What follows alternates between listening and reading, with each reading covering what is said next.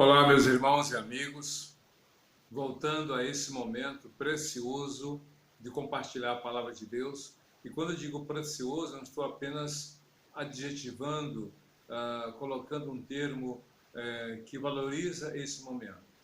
Eu creio que é precioso não apenas pela oportunidade de dialogarmos, digamos assim, ou nos encontrarmos através desse canal. É precioso por aquilo que é compartilhado. É precioso pela oportunidade. É precioso pela relevância do que você tem ouvido, que é a palavra de Deus. É precioso pela repercussão na sua vida. Porque o que a Bíblia fala para nós não é só uma questão da nossa vida com o outro e a nossa relação neste mundo, mas tem a ver com as questões eternas. Eu creio, não falando de maneira dramática, mas também de maneira muito precisa, que os temas que a Bíblia apresenta são temas que envolvem questões de vida e ou morte eternas. Isso mesmo, de vida ou morte eternas. Vida no sentido de vida eterna com Deus e de morte que tem a ver com a separação eterna de Deus. Hoje nós estamos vivendo com a Covid-19, com essa quarentena que agora na nossa realidade está prorrogada até o último dia do mês de maio e esperamos que seja a última, digamos assim, prorrogação desse prazo. Esperamos que esse tempo se conclua de modo que voltemos às escolas, ao trabalho, ao recomeço da vida que tanto nós desejamos e também necessitamos. Mas, como vocês já perceberam, essa quarentena, de alguma forma, aflorou algumas questões que estavam latentes, que estavam guardadas na mente e no coração das pessoas, mas que agora ficaram evidentes. A questão do valor do relacionamento. Quanta gente hoje está sentindo falta do abraço, de um simples aperto de mão. Está sentindo falta da presença do outro, daquele colega, daquele parente, daquele amigo, daquelas pessoas com quem eles conviviam.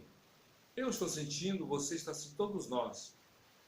Mas outra situação dramática que essa quarentena está assim nos dando, a dura convivência, é de uma separação definitiva. Quando a gente abre as páginas do Face, quando a gente liga a TV, vê notícias de pessoas que estão morrendo ou que já morreram. E aí fica aquele adeus, muitas vezes até de forma mais dramática, porque por uma questão de risco de contaminação, não mais 10 pessoas da família para não gerar aglomeração, às vezes o caixão lacrado de modo que não há mais aquela proximidade para uma despedida solene, mais envolvente, mais emotiva, ou melhor, mais próxima. Então, a gente está vivendo uma série de situações que não é agradável para ninguém. Mas essa quarentena, de alguma forma, está sendo, de modo muito didática, aproveitada. Isso mesmo, aproveitada no sentido de que, quando nós lemos a palavra, nós descobrimos certas coisas que têm a ver com a realidade que estamos vivendo. E aí, dentro dessa realidade que a Bíblia apresenta, e vamos aqui meditar sobre o Salmo 34. Esse salmo que também foi escrito por Davi, mas que tem aqui no título dele uma indicação do momento em que ele estava vivendo. Diz aqui, Salmo de Davi, quando ele se fingiu de louco diante de Abimeleque, que o expulsou e ele partiu. Olha só que situação, aqui é o pano de fundo, é o contexto. O que eu li não está dentro do texto, no sentido de fazer parte do salmo. Aqui é uma nota explicativa, antes do início do primeiro versículo, aqui está dizendo o pano de fundo. Como o salmista, qual foi a vivência, a experiência que o levou a escrever o Salmo 34. A Bíblia fala que Davi, segundo o primeiro livro de Samuel, Davi foi para a terra dos filisteus, para Abimeleque. E chegando lá, os filisteus, que eram inimigos viscerais dos hebreus, os filisteus que tinham visto Davi matar Golias, e com essa morte os hebreus derrotaram os filisteus, quando Davi, que fugia, olha só que coisa, Davi, fugindo de Saul, que queria matá-lo, foi para a terra dos seus inimigos, a terra dos filisteus. Que coisa estranha. E aí diz a Bíblia que quando ele foi levado à presença do rei, ele foi denunciado, disseram, olha, aquele que matou Golias, que envergonhou nosso povo, está entre nós. E ao ser denunciado, Davi, então, para não morrer, se fingiu de louco, porque os loucos naquela época eram tratados como pessoas que eram vítimas de ações espirituais e que não deveriam ser molestadas, que não deveriam ser afligidas, que não deveriam ser, digamos assim, presas ou qualquer tipo de sofrimento outro que pudesse padecer, porque eles acreditavam que eram intocáveis.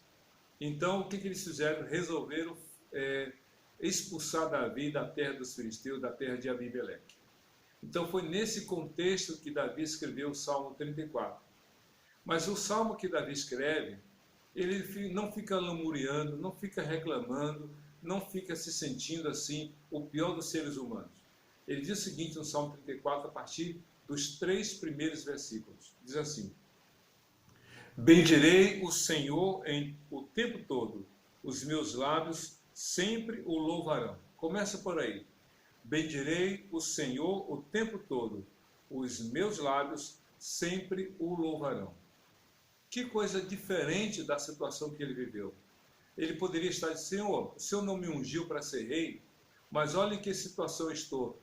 Saul me persegue, já tentou me matar 2 vezes, me fingi de louco, primeiro que fui para a terra dos meus inimigos para poder sobreviver, escapar da morte, mas na terra deles fui denunciado, tive que me passar por louco e eu estou fugindo.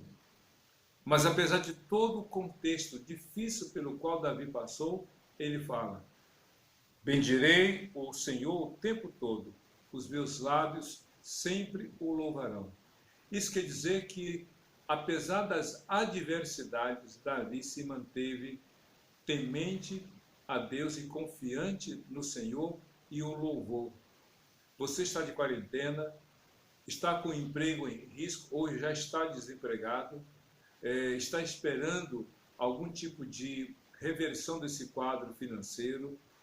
Pode ser que você esteja ciente de pessoas da sua família que estejam enfermas ou até mesmo que infelizmente tenham padecido ou falecido. Qual é o motivo para louvar? Qual é o motivo para adorar a Deus? Pode ser que você não encontre nenhum. Mas ainda que tudo você esteja passando de ruim, faça como Jó. A Bíblia fala que Jó perdeu a sua empresa, perdeu os 10 filhos, fez enterro coletivo dos seus empregados e dos filhos, ficou doente, mas a Bíblia diz que Jó louvou e adorou o Senhor e nunca falou nada contra o Senhor. Então louve a Deus, busque o Senhor. Na continuidade do Salmo 34, Davi diz aqui no verso 2, minha alma sempre se gloriará no Senhor, ouçam os oprimidos e se alegrem, proclamem a grandeza do Senhor comigo, juntos exaltemos o seu nome. Onde Davi encontrou forças para louvar a Deus? Onde ele encontrou forças para exaltar o Senhor? É impressionante como o louvor a Deus é algo que vem de dentro, que as circunstâncias podem ser tão difíceis, as dificuldades podem ser até em grande número, mas que haja no seu coração, como houve no coração do salmista, essa disposição para adorar o Senhor. Adore o Senhor. Não são as circunstâncias que vão dar a você motivos para louvar a Deus, mas é o Senhor que vai dar motivos para você louvá-lo a Ele em meio às circunstâncias. E aí, nesses 3 primeiros versículos, como a gente acabou de ler, Davi então expressa louvor e adoração a Deus. Mas por quê? Por que que ele convida outros a louvar a Deus como ele estava fazendo? Do verso 4 em diante, a gente encontra algumas razões. A primeira delas diz aqui no verso 4, busquei o Senhor e ele me respondeu, livrou-me de todos os meus temores. Vejam só, busquei o Senhor E ele me respondeu, livrou-me de todos os meus temores. Temor tem a ver com sentimentos. Temor tem a ver com emoção. Temor tem a ver com uma resposta emocional diante de uma situação que você enfrenta de perigo, de dúvidas, de instabilidade. Não há nada mais complicado para nós enfrentarmos quando a nossa segurança está comprometida. Quando a nossa segurança está comprometida, significa dizer que nós não temos controle sobre a situação. E não há nada mais apavorante ou apavorador do que não ter controle sobre as situações. Então, o temor é isso. Eu estou com medo, Senhor. Eu não tenho um controle sobre a situação. Vejam só, Davi estava fugindo, ou melhor, fugiu de Saul, foi para a terra dos filisteus, foi denunciado, foi expulso e agora estava andando errante. Pois bem, diante desses temores, o que ele fez? Ele buscou o Senhor e ele fala, busquei o Senhor e ele me respondeu, livrou-me de todos os meus medos. O medo é algo interno. O medo é uma reação da percepção que temos do mundo ao redor. Seja bom ou ruim, o que a gente percebe, a gente sente. E no caso, Davi sentiu medo. Mas ele diz, o Senhor me livrou do medo. Livrar do medo é diferente de ser livrado da situação. Livrar do medo é ser diferente de ser livrado do perigo. Por exemplo, vem um leão à minha frente para me atacar. Tenho medo. Isso é o medo. O leão vem para me atacar. Eu tenho medo. Mas quando Deus tira o medo, ainda que o leão venha, eu não tenho mais, eu tenho coragem. Percebeu a diferença? Deus o livrou dos seus temores. E para fechar esse raciocínio, no versículo 6, ele repete quase com as mesmas palavras. Este pobre homem clamou e o Senhor o ouviu e o libertou de todas as suas tribulações. Aí é diferente.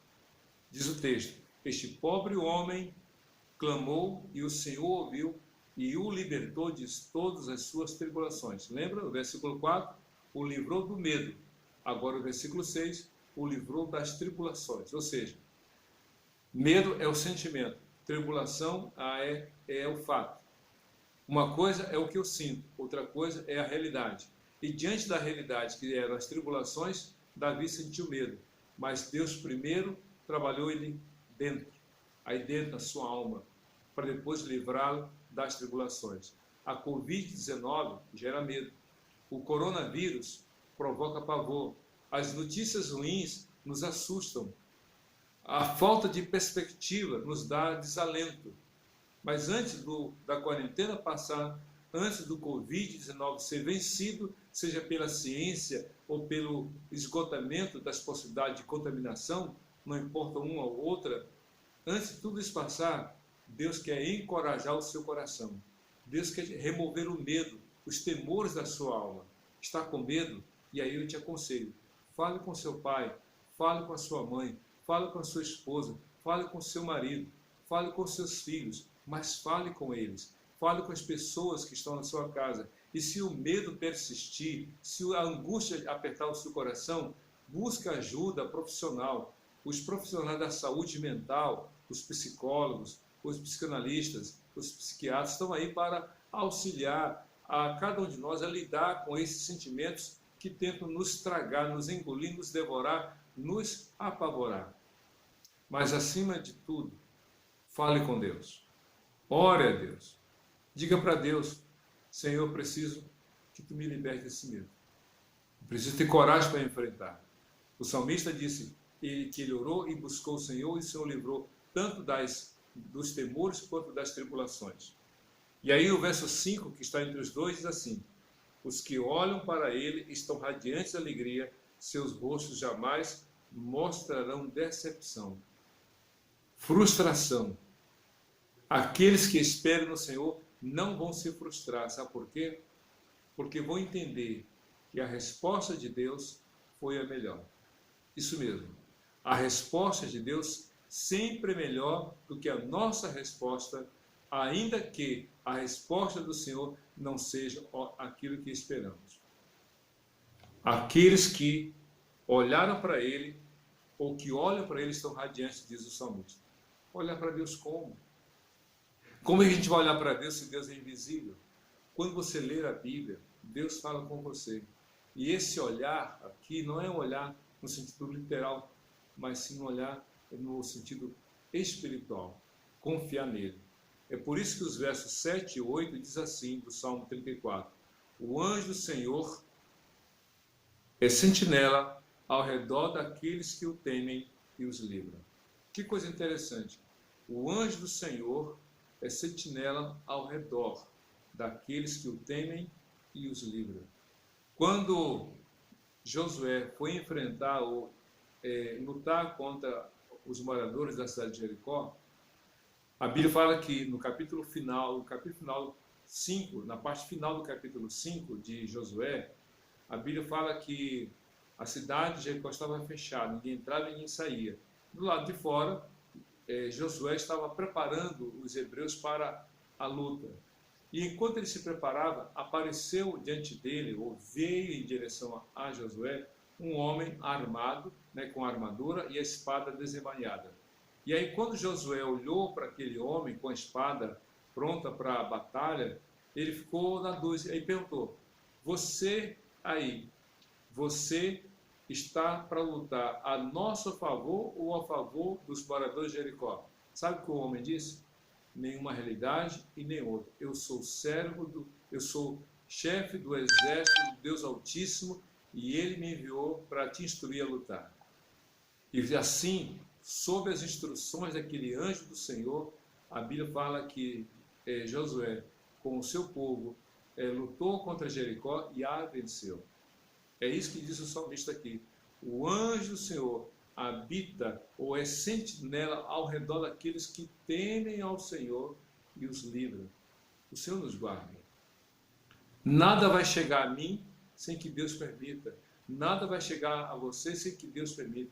Nada vai chegar à minha família sem que Deus queira. Nada vai chegar à sua família se Deus não quiser. Entenda isso. Diz aqui o verso 8. Provem e vejam como o Senhor é bom. Como é feliz o homem que nele se refugia.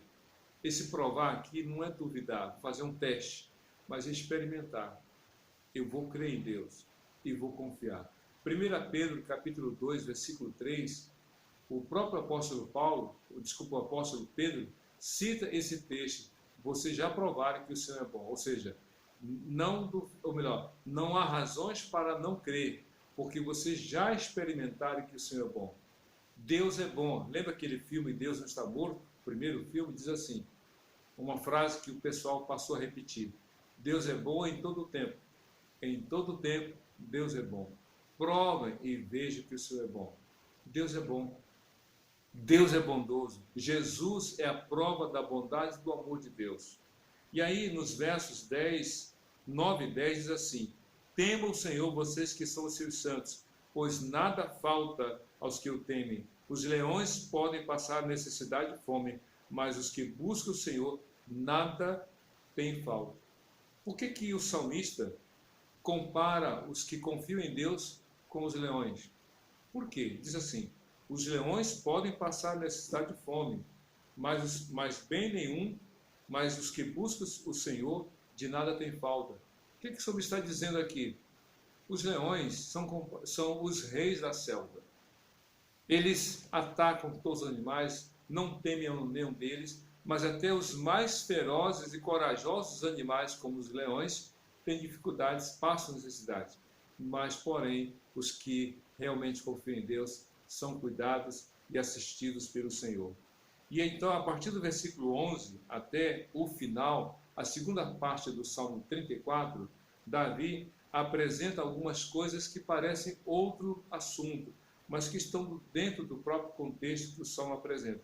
Diz aqui o versículo 11: venham, meus filhos, ouçam-me, eu lhes ensinarei o temor do Senhor. Quem pode ensinar o temor do Senhor, a não ser aquele que vive no temor do Senhor? Quem pode ensinar que o Senhor é bom, senão aquele que experimentou da bondade de Deus? Ninguém pode ensinar o que não sabe. Ninguém pode ensinar o que Ninguém pode transmitir uma verdade se nela não crer. Davi disse: venham até mim que eu vou lhes ensinar. Esses filhos aqui, então, não é só no sentido biológico, mas na afeição, naqueles seus subalternos, aqueles que eram seus liderados.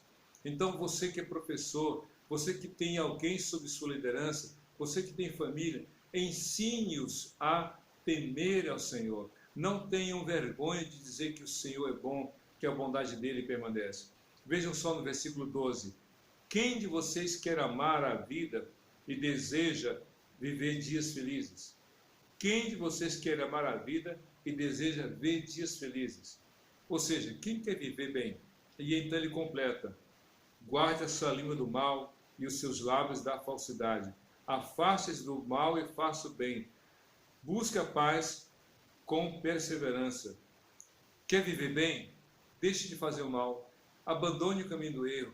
Deixe de praticar o que Deus reprova. Quer viver em paz? Faça o que é certo. Como alguém que eu gosto e admiro fala o seguinte: do certo não se pode falar nada. Quem faz o certo pode não ser amado, pode não ser valorizado, mas não podem dizer que essa pessoa fez errado, porque ela fez o certo. Então, do certo não se pode falar nada. Quer viver feliz? Tema a Deus, faça o que é certo, faça o bem. E aqui, a partir do versículo 15, diz assim: os olhos do Senhor voltam-se para os justos, e os seus ouvidos estão atentos ao seu grito de socorro. Aqui falando de esperança, de confiança em Deus. Vou repetir: os olhos do Senhor voltam-se para os justos, e os seus ouvidos estão atentos ao seu grito de socorro. O rosto do Senhor volta-se contra os que praticam o mal, para apagar da terra a memória deles. Que coisa contrastante. Para quem faz o bem, para quem anda no temor do Senhor, para quem anda obedecendo a palavra de Deus, Deus zela por essa vida, Deus cuida, Deus orienta, Deus ensina. Mas para aquele que insiste no caminho do erro, como Deus pode cuidar? Como Deus pode orientar? Como Deus pode abençoar? Não tem como. Então o olhar de Deus é para com todos, é sobre todos, mas ele separa, ele distingue os que confiam nele daqueles que não confiam nele. A partir do verso 17, então, caminhando para o final do Salmo, diz assim o salmista: os justos clamam, o Senhor os ouve e os livra de todas as suas tribulações. Repetindo o que ele havia falado, ele falou dele, no verso 4 do Salmo 34. Busquei o Senhor e ele me respondeu e livrou-me de todos os meus temores. Mas aqui no verso 6, este pobre homem clamou e o Senhor ouviu e o libertou de todas as suas tribulações. Mas no verso 17 ele fala não somente dele, mas de todos os que, como ele, buscam o Senhor. Os justos clamam, o Senhor os ouve e os livra de todas as suas tribulações. Deus ouve, Deus responde, Deus guarda. E aí no verso 18 ele completa: o Senhor está perto dos que têm um coração quebrantado e salva os de espírito abatido. Lembra do verso 6? Este pobre homem clamou e o Senhor ouviu. Davi já tinha sido ungido rei. Davi tinha sido servo de Saul, trabalhado em favor de Saul e do reino de Israel. Davi tinha um grupo de pessoas que o seguia, mas ele ainda diz assim: o Senhor está perto dos que têm um coração quebrantado e salva os de espírito abatido. Sabe o que é uma pessoa de espírito abatido? Pessoa humilde, a pessoa que se quebranta, a pessoa que reconhece a sua limitação, sua pequenez, sua necessidade de Deus. O Senhor só pode cuidar dos que confiam nele. Lembra do Salmo 23? O Senhor é meu pastor, disse Davi. E durante todo o Salmo, ele fala do que o Senhor faz. Mas ele também deixa muito claro ali que Deus só pode ser pastor daquele que deseja ser sua ovelha. Então, para terminar o Salmo 22, ou melhor, o Salmo 34, diz aqui no verso 19: o justo passa por muitas adversidades, mas o Senhor o livra de todos, protege os seus ossos, nenhum deles será quebrado. Esse salmo aqui, o versículo 20 do Salmo 34, de alguma maneira é uma referência indireta a Jesus. Nenhum, melhor, protege todos os seus ossos, nenhum deles será quebrado. Davi foi um profeta, e aqui ele está profetizando sobre Jesus. Nenhum dos ossos de Cristo foi quebrado. As pernas dos presos, à direita e à esquerda, foram quebradas para acelerar a morte. Mas quando chegou a vez de quebrar as pernas de Jesus, não as quebraram, porque ele já estava morto, cumprindo-se realmente essa palavra.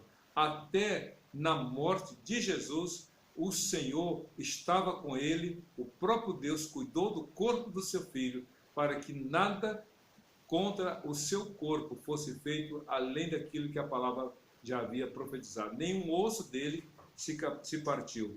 E aqui no verso 21 e 22 do Salmo 34 diz assim: a desgraça matará os ímpios, os que odeiam os justos serão condenados. Não tem jeito. Deus protege os que confiam nele, mas os que vão contra os que confiam em Deus, Deus os tratará. E aí termina o Salmo 34, verso 22, com as seguintes palavras: o Senhor redime a vida dos seus servos, ninguém que nele se refugia será abalado. Você quer viver em paz? Você quer viver tranquilo? Confie no Senhor. Deixe Deus agir, que o Senhor guarda realmente os que confiam nele. O Senhor redime a vida dos servos. Você sabe o que é redimir? É resgate. O Senhor resgata a vida dos seus servos. Ninguém que nele se refugia será condenado. Confie em Deus e Ele cuidará de você. Seja feliz, confiando em Jesus, Senhor e Salvador dos que nele confiam. Amém.